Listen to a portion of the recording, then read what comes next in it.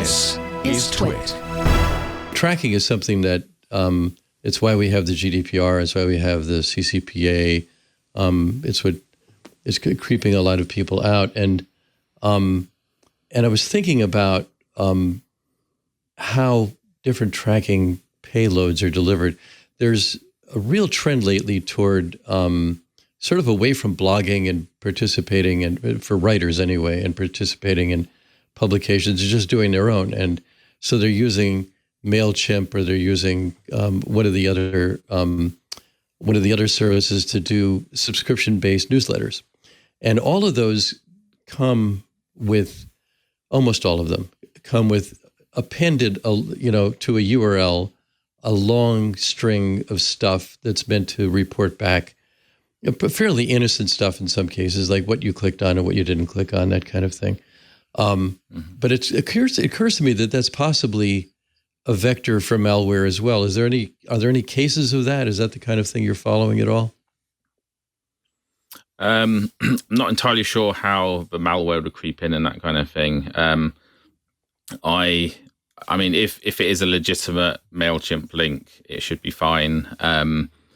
But I suppose myself, like many other people, we tend to use sort of junk or almost throwaway email addresses for things like mailing lists so then we don't have to necessarily worry about what happens there. I mean, we've seen cases where these companies which send out mailings on behalf of other companies, they are compromised. And so loads of email addresses end up getting lots of spam for some bizarre reason. But we have seen malware and phishing distributed via stuff like that before, but usually because someone's account's been compromised and used to send stuff that it shouldn't be sending.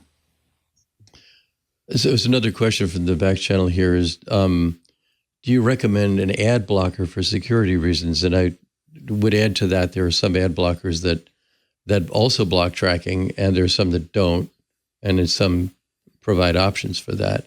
But for security reasons in general, do you recommend them?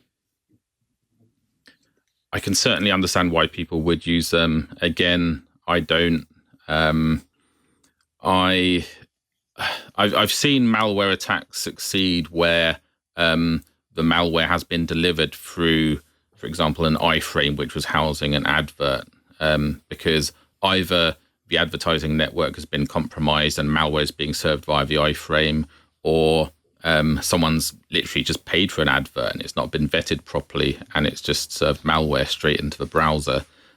Those kind of things are more of a risk if your browser software isn't up to date, because that's only really going to be a problem if there's an exploitable vulnerability in the browser that hasn't been patched yet. It could possibly affect the website you're on if, even in a fully patched browser, if, say, there's sensitive information revealed on that website, which the ad could then access via JavaScript.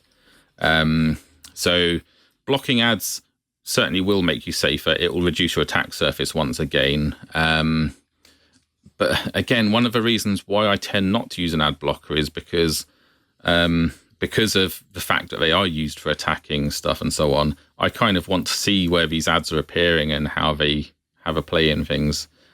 If I was particularly paranoid about visiting a website, then yes, I would probably stick my browser in a virtual machine and turn all the things off and only access it that way.